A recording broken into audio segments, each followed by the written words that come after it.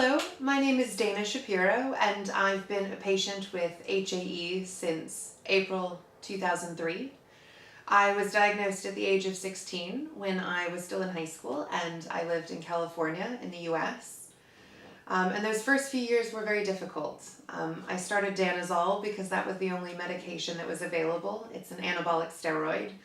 And in addition to grappling with the idea of having a potentially fatal genetic autoimmune disease, such as HAE, I was also struggling with the side effects of being on a steroid.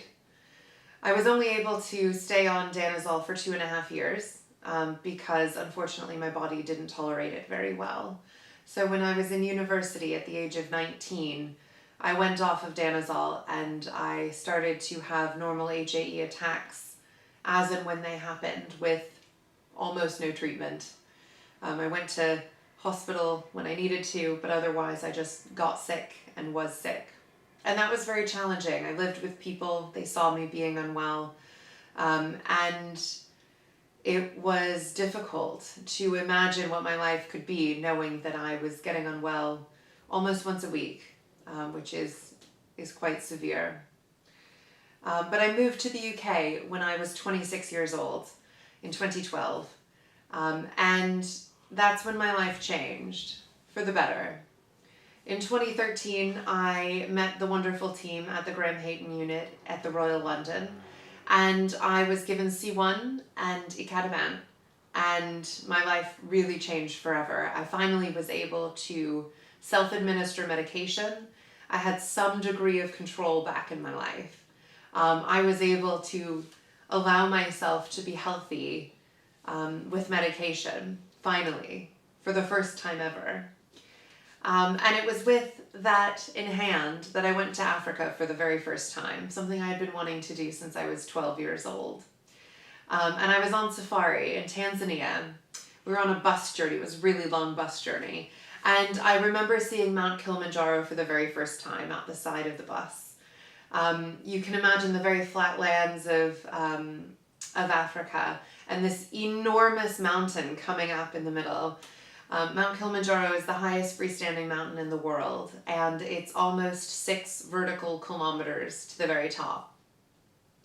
And I knew instantly that I wanted to climb it. As soon as I saw it, I just connected with it so much. And so in 2015, I made that dream a reality. But it started before then. I went to visit my consultant at the Royal London and talked with her about this dream that I had. And we created a plan that was going to work for me on the mountain, preparing as well as actually on the climb. So I was armed with all of the things that I needed.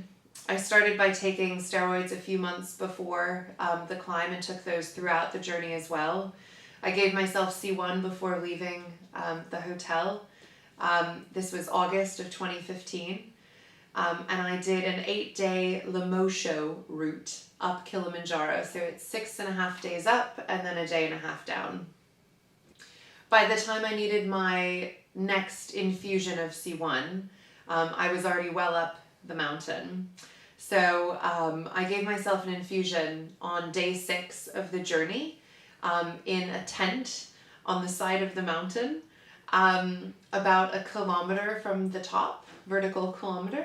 I hadn't seen running water in 6 days and it was 0 degrees. In order to keep my medication from freezing, I was actually wearing my medication within my jacket to keep it warm. And I scrubbed and scrubbed my hands and my arm to be able to give myself the IV. And I was really, really nervous for that. That was actually the part I was most fearful of when I was kind of planning the journey. So it was really wonderful once I had given myself that IV. But once I had given myself the IV, the reality of what was ahead started to become real. And I started to think about how we were going to climb up to the very top. When you summit Kilimanjaro, you have an early night before you start, and you get up at 11:30 p.m. to start the climb at midnight. And we climbed all the way through the night. The stars had never been brighter. I had never seen brighter stars. You're so far away from from lights and the city. You're already above the clouds, and the stars just feel so close and so bright. And as the sun was starting to come up, we looked out over the plains in the Serengeti, and before the sun actually rose, you could see a little bit of light coming across the plain, and you could see the curvature of the earth. And it was absolutely incredible because you could also see the clouds, and you could see the stars, and you could still see the moon. And as the sun was rising, you started to see all of this beautiful sky and the beautiful earth kind of come to life again. We summited a couple hours later, so it was mid-morning then, 8 or 9 o'clock in the morning, when we got to the very top. And the very top of Kilimanjaro is a collapsed crater with glaciers. And I never appreciated how beautiful ice is until we were at the very top. But at the very top, it's also very difficult to breathe. So the amount of work that your lungs have to do to be able to take in the amount of oxygen that you're used to is a lot more work. And the atmospheric pressure is so much lower. So the atmosphere itself isn't helping your lungs to help you breathe. So it's a bit of an exhausting experience, and you don't really want to be up there all that long. But it was an incredible achievement to get to the top. There were 11 of us who started the journey. Only 9 of us made it up. 2 people unfortunately got altitude sickness, and so they couldn't make it to the very top with us. But for the 9 of us who did, we went from being friends to being family in a matter of hours. And it was a huge moment. It felt so incredible to be up at the very top. But we had a long journey ahead of us to get down. That day we climbed both up and down for a total of more than 25 kilometers. So we walked back down the mountain. We had a late lunch where we had slept the night before, then continued to walk down. And as you're walking down, it's like moon dust at the very top. And eventually you get to a point in the mountain where it's more rocky, and there's a little bit of vegetation, but it's quite dry and prickly types of vegetation. And then as you continue walking, you get into more lush greens, and you might see some animals like monkeys. And you get to a point where it's almost like a rainforest as you walk down. It's really lush. And the mountain itself is beautiful, and summiting felt absolutely incredible. It felt like such a huge success. And when I came down from the mountain, I felt really proud of the accomplishment. But I think that pride in the accomplishment has grown over time, because I was so focused on the goal beforehand, training and getting ready and being as physically fit as I could. But afterwards, it really hit me as I was talking to other people who climbed, who I never knew had summited, that it was a community of people that I really enjoyed being a part of. And it made me feel powerful that I was able to accomplish such an incredible goal. And I think in hindsight, now that I'm a few years beyond, so that was a little bit more than 5 years ago now, I think that it was the first time that I was really able to have a huge dream, a really big adventurous dream that I was able to make come true after I was diagnosed with HAE. And it was really pushing the boundaries of my ability to be resilient, to be really determined, both mentally and physically very hardy, and very strong. And I think HAE has allowed me to become a more resilient and a more determined person. I think it's given me that.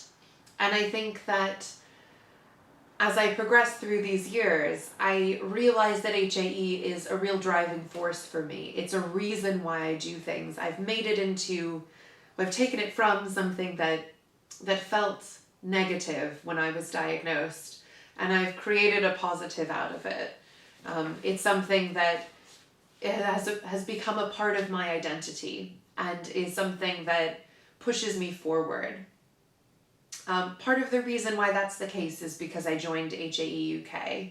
I joined right around the time that I climbed Kilimanjaro, and it was such a pleasure at the first patient day to finally meet other people who had HAE outside of my family, and to talk with them about their experiences, people who have less severe cases, people who have more severe cases, people who had symptoms at a very young age, people who went for years without being diagnosed and finally had a diagnosis. And that incredible moment when their life changed, that they had the sorts of pharmaceutical drugs that allow for a quality of life that they just couldn't imagine before. And I think that being a part of a community of people who have HAE and who are dealing with the same sorts of things that I've had to deal with has allowed me to find the vocabulary that I needed to allow the people around me to understand HAE and what it means and how it feels and the impact that it has on my life and on our lives. It's been an incredible journey, and I feel very privileged that in 2017 I was invited to join the board of HAE. So now HAE UK, and now I can be a patient with HAE, but also a very strong advocate for all of the patients who have HAE in the United Kingdom, and to be sort of plugged into HAE International to represent people who have HAE around the world. I feel very privileged to be able to do more than just be a patient now. And I feel very thankful that HAE came into my life, or perhaps I came into HAE UK's sphere, because I think that it's really changed how I think about my own medical condition and how I view myself and my life. And it's been an incredible journey, and I look forward to all the dreams that I get to make come true in my life and hopefully in the lives of others as we continue our journey through this experience of having HAE and this experience of living a wonderful life together.